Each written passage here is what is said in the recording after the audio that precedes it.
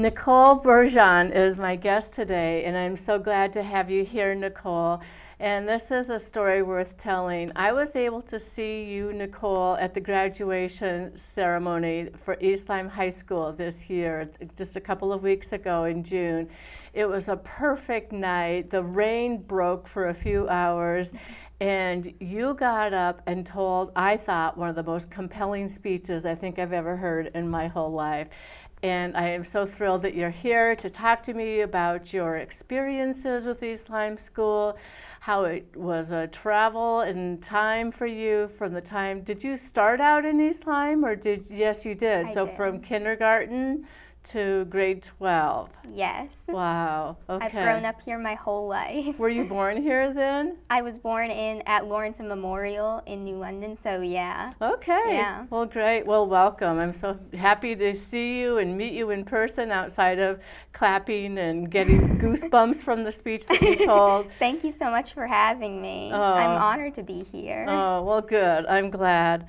So, is there a language that you speak at home that's different than what you speak here? Well, my mom was born in Peru, so she's Peruvian. I'm 50% Peruvian, and I always grew up hearing Spanish at home. Nice. I'm not fluent in it, but I think I can understand a lot of it, and I do hope to study it someday so that I can be more proficient in it.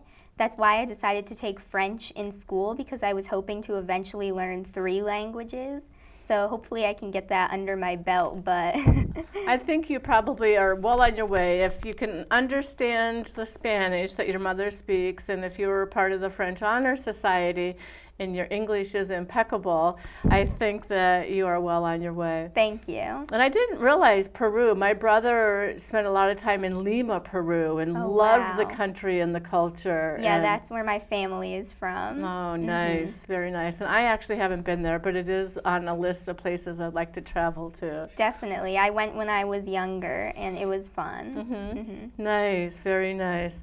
So you told a very compelling story, and I thought it was a story that was worth retelling. Would you want to maybe spend a little bit of time talking about your speech that you gave to this huge audience? There were about 300 kids who graduated, maybe 20 less than that, something like that. But every child who graduated was able to invite a couple of friends and family. And then on top of that, we had people from the Board of Ed, Board of Finance, some town dignitaries, that kind of thing. So you had a pretty large crowd that you were speaking to, but you did not appear nervous at all. You just spoke like natural. Thank you. I was very nervous about it leading up to it, but once I walked up to the stage and looked out into the crowd, suddenly all those nerves kind of disappeared. Nice. I think it just kind of hit me that I had a story that people needed to hear and that would resonate with people, so it pushed me to just kind of deliver it. Thank you for that. Thank you for that. Would you mind recapitulating that for us a little bit? Not at all. So, as I said, my mom is from Peru, and my dad is kind of older than most parents. I grew up as an only child and grew up in a small house with my grandmother and my dog. And those are my closest friends, my family. I would rather be inside reading a book with them than kind of outside playing a sport with the other kids or anything. And I just kind of felt different from everyone else in town because of that. And I think that teachers and other parents and just adults in general saw that and kind of defined me as just this shy person. And I noticed that people thought I even might have some developmental issues of some kind because I was just so shy and withdrawn, and I didn't enjoy the same things as everyone else. And I just saw all these kids becoming friends with each other because their parents were friends or because they were in these clubs or sports. But my mom, since she didn't speak fluent English, wasn't always talking to other parents and teachers.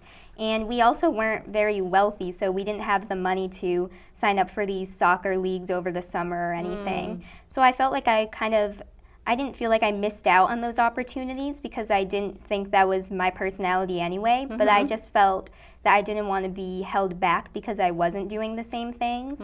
But I felt like I was, because when I went to school, I had trouble connecting with people, and adults would keep telling me or asking me, why don't you sign up for stuff? And it all kind of made me retreat further into a shell. And I just was very shy, and I only really used my voice in my writing. I love to create stories and write. And eventually, my teacher and a parent who was a volunteer in the class read one of the stories that I had written and complimented me on my writing and said that it was a gift and that I was very good at it, and that meant a lot to me. And it was the first moment that I remember feeling not judged by adults and the people around me, but respected by them instead. Nice. And I finally felt that they saw me as who I was and what I had to offer, not for my differences from others. I felt like they saw me for my gifts that I had to give instead of what I lacked or what I differed in. And then how old were you, if I can interrupt you? How old were you when that happened, when you first were recognized for your extreme talent in writing? Thank you. That was first grade. Oh, wow. So early. That's young. I'm glad. Thank you. And it was still a struggle. I still dreaded going to school a little bit at the start of each new school year with all the change, and those insecurities kind of came back at the beginning of each year.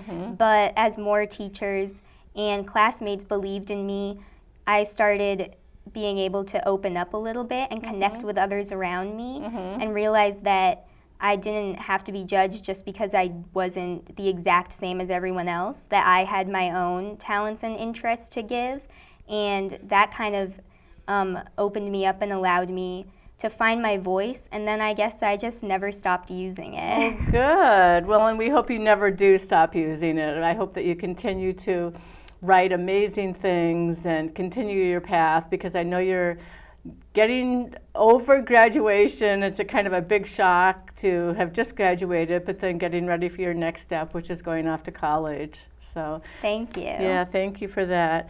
And when you were at East Lyme High School, you were really busy. Looking at your yearbook and reading all about it, I was just so taken aback by all of the things that you did. Now, National Honor Society, that means that you were a very good student. Thank you. And what does that mean? You have to have a grade point average of what? I'm not sure, but I know it is a high grade point average, maybe above 3.5 or something. And I know they also are looking for people who exhibit their 4 pillars of character, such as leadership and service and other things. So, right. Yeah. And we just talked about that on the Board of Education, the profiles of a graduate, and it sounds like you had all 4 of those pillars that you just did exceptionally well. Thank you. And the French Honor Society, so not only did you study French, but you became pretty proficient in it by being able to be part of the French Honor Society. Did you have any fun activities or experiences with French Honor Society? Yeah, definitely. As I mentioned in my speech at graduation, pursuing French for so long and being able to be a leader in French Honor Society really showed me that I can be complex and that I can be Spanish but also learn another language at the same time. I saw that because there are not a lot of people of color in our community, people oftentimes try to kind of just stereotype people or put them in a box. So once people found out I was half Peruvian, half Hispanic, they would expect that I speak Spanish all the time, that I'm fluent in it, that I follow all these Peruvian traditions, but not everyone's story is the same, and people can be complex and don't have to sacrifice parts of themselves to fit the mold. I love that. That's a great message. Thank you. Yes. Do you, though, eat some Peruvian food? Is your mom a great cook? Yes, definitely. She makes good stuff. I remember my brother, when he left Peru, was saying that was one of his favorite things, was some of the sauces, I think, and the fresh herbs that were placed into the cooking, and juices and things. Lime is used, correct? Yes. My mom loves lime. Oh, that's great. Now tell me about Best Buddies. I was intrigued by Best Buddies program. I was a substitute speech pathologist when I was at East Lyme High School for about a semester, and was so taken aback by the Best Buddies program. Can you explain that? Sure. So I first heard about it all the way back in elementary school, and I was so captured by it because I saw role models working with students with special needs or students that needed extra help. And that really resonated with me because it was these people who were taking the extra time to be a mentor and help people who probably did feel different or held back in some way, which I personally don't have disabilities, intellectual disabilities, but as I explained, I did feel different at one time. So Sure.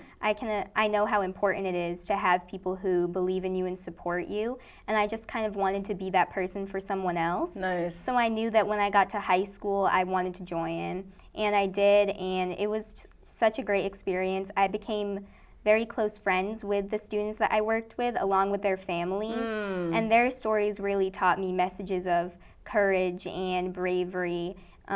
It's hard to go to school when you're separated from all of the other people in the school and when you feel different and held back, but they do it and they persevere, and their families do as well. And I loved hearing their stories, and I learned a lot about inclusion and how we can best exercise that message in our community. Nice. And I did some work this year to bring Best Buddies to the middle school because I think that a younger generation of students would really benefit from the message that Best Buddies shares. Absolutely. And when I was involved with the work that I did at the high school as working with the students, they were in the PE class or the gym class for the most part. Is that typically where the Best Buddies program does its work? Yeah, so Best Buddies is a club that meets, well, normally in a not COVID year, it meets every Tuesday during lunch in school. And then they do monthly events, which are usually outside of school, fun places around town or other locations. But there are co-op classes, or not co-op, but co-op classes in school, such as art co-op, gym co-op, music co-op. I saw music as well. Yes, Right. where students can work with, they're taking the class with students with disabilities. So they're learning music, art, and gym, but at the same time learning how to work with people with intellectual or developmental disabilities. Sure, right. And I remember some of the students who did have the label of disability actually were extremely talented, other abled, and some of the best performers when it came to music, perhaps. Definitely. So just because somebody has a disability doesn't mean that they don't have other abilities. Exactly. Right. And then you were involved in the school's Student Senate is what it's called, right? Yes. And what was your role in that?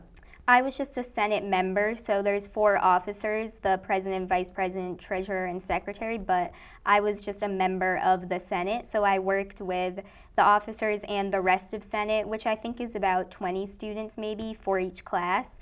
Full Senate is all of those combined, but I worked with them to plan all of our events, so Spirit Week, prom, graduation, and I've always wanted to be a part of Senate since freshman year, but with the craziness of how school panned out starting junior year, I didn't get the chance to until my senior year, but I'm very grateful that I got to because I think that students having a voice in all the events and transparency is so important because it makes everyone feel like they had a part to play in their last year and these last special events. And I think that everyone should feel like their voice matters and is heard. Absolutely, absolutely. Now, as part of the Student Senate, there's a Board of Ed representative. Is that somebody who's on the Student Senate, or is that someone who's different? Yes, that's someone who's on the Student Senate. I believe ours is Grace Vaughn. Right, okay.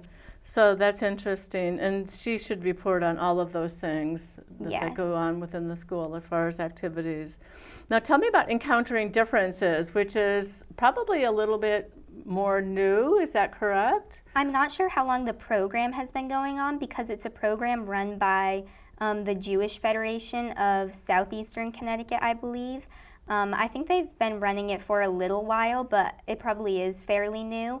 But it's a program along with another program called Encountering Survivors, which are both started by the Jewish Federation in order to kind of give students a real hands-on feel of history instead of just learning about it through a textbook.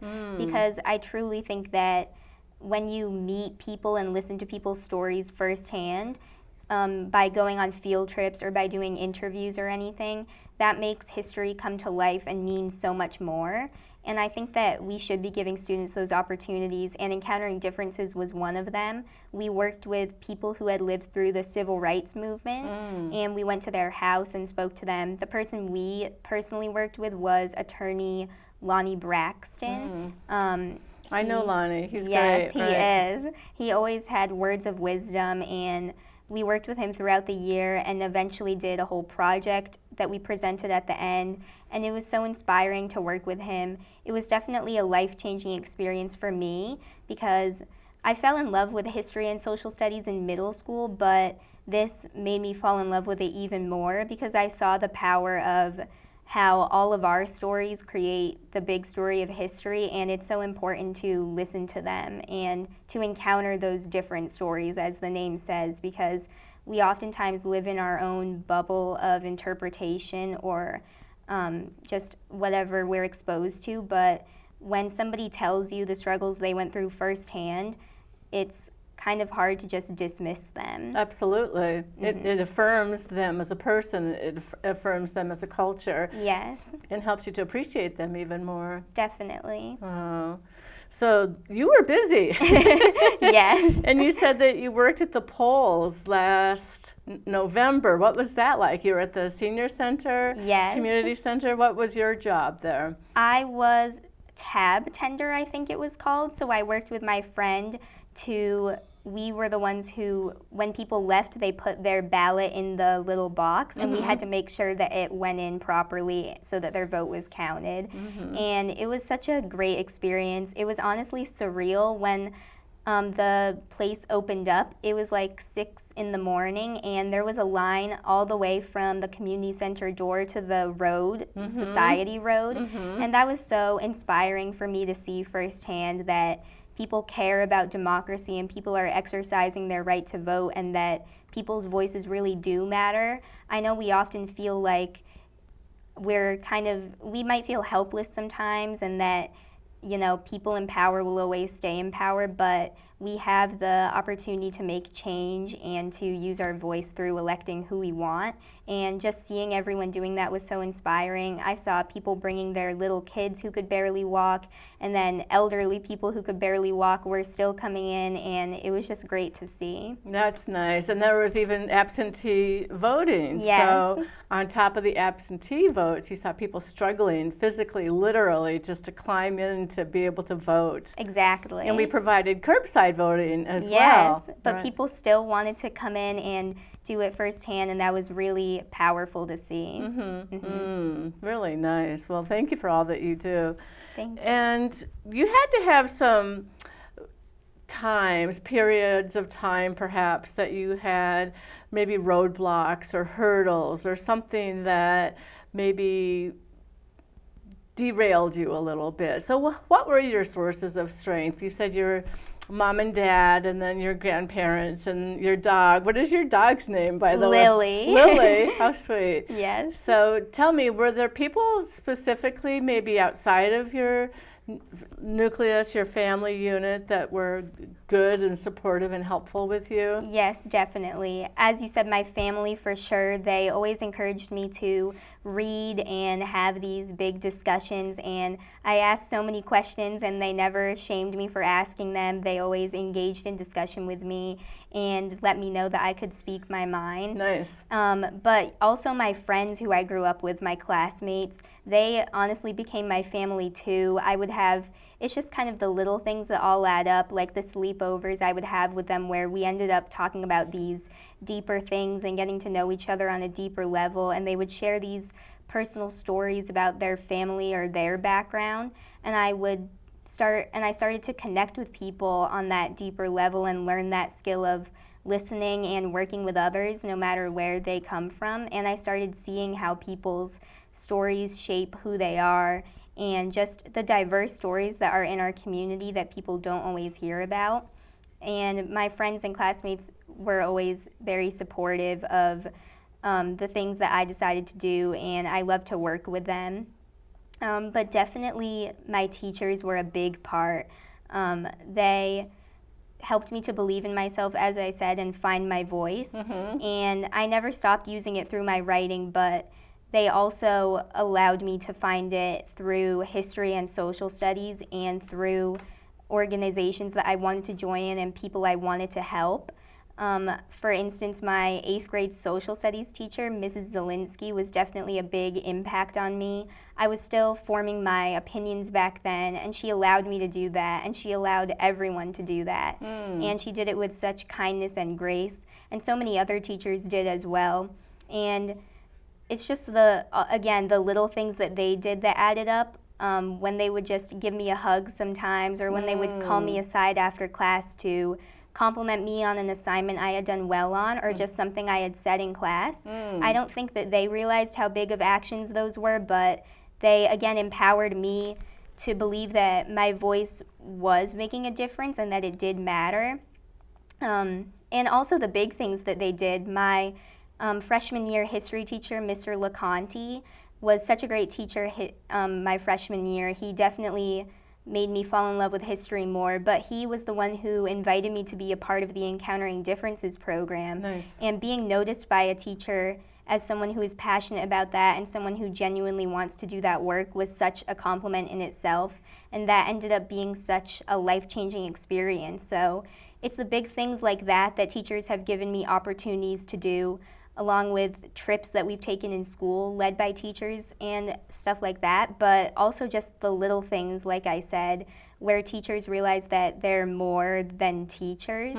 Somebody who really did that for me was Mrs. Hardy. She wasn't even my teacher until my senior year of high school, but sophomore year English class, I was doing a project on First Ladies, and I was told that she would have a lot of information for me because she's the civics and contemporary issues teacher at the high school, or she was before she retired. Right. So I went to speak to her, and we kind of stayed in touch ever since then. And she wasn't even my teacher at the time, but she worked with me to help me find scholarships and stuff that I would never have been able to do on my own because neither of my parents went to college in the U.S., and we didn't have the money to get a college counselor either. So it was really nice to have this person who was helping me, not for money or not for anything like that, but just because they genuinely wanted to see me do well and they wanted to help me. Nice. And she helped me find all these scholarships and even job opportunities, and I think that everyone needs a mentor like that. I think that it's really special when people find someone who's willing to step out of their role a little bit and just connect with you on a deeper level.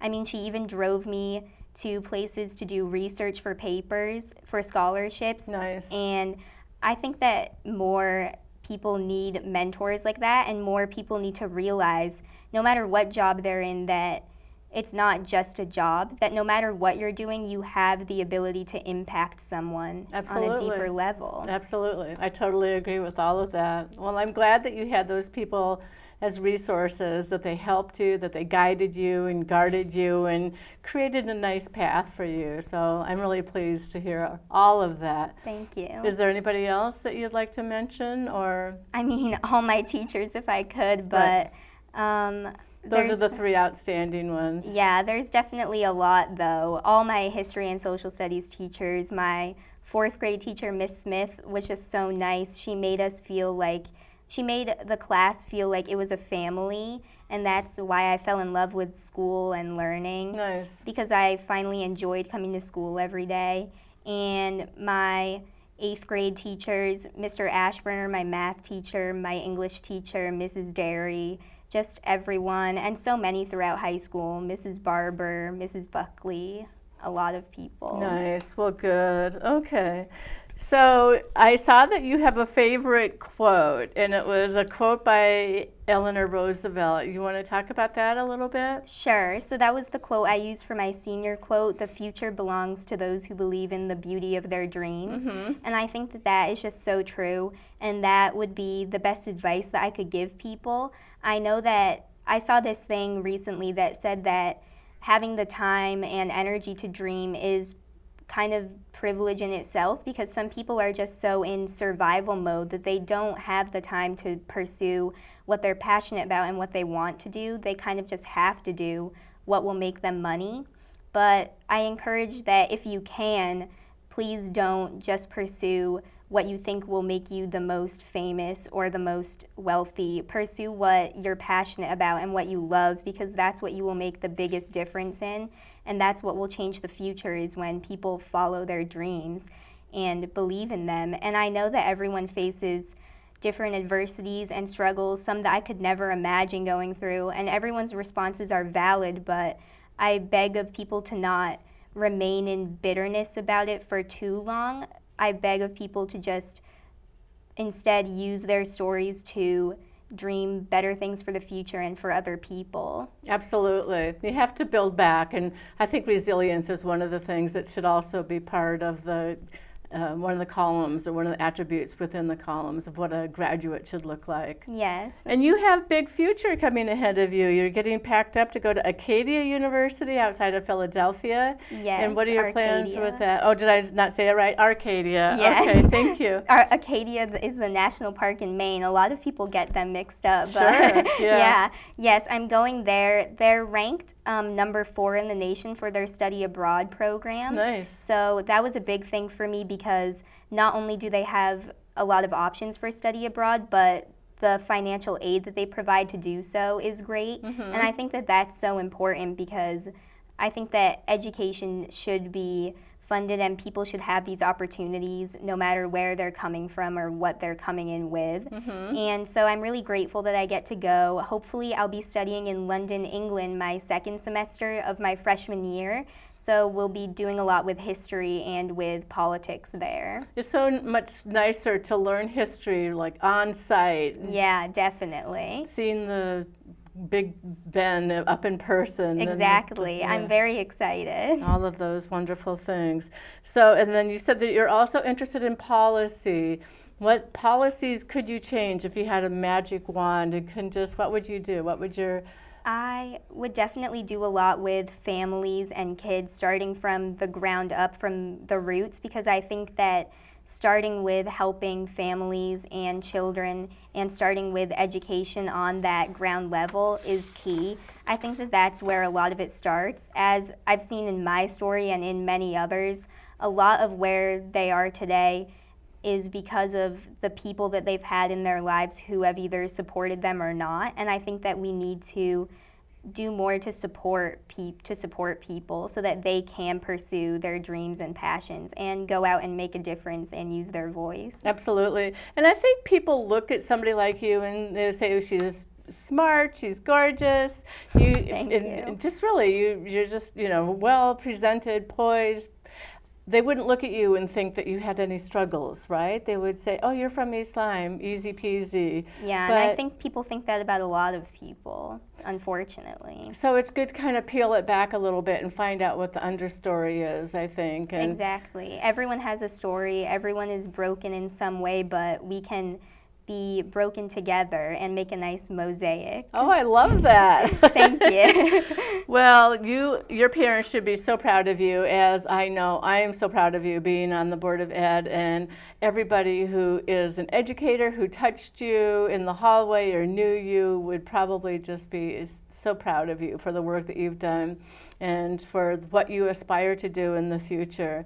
And I never tired when I worked with kids with special needs, because everyone is different and everyone Right. gives you an opportunity to grow yourself as you're growing that other person. Yes, we all have something to teach other people and something to give other people, but there's also so much we can learn and get from others, and we should open our hearts to that. Wow, that's beautiful. Well, Nicole, I want to thank you again. Congratulations on your graduation. Congratulations on starting Arcadia University and your study abroad program, that you were the senior laureate. That was a beautiful speech that you gave, and thank you for recapping it for us today. And I think that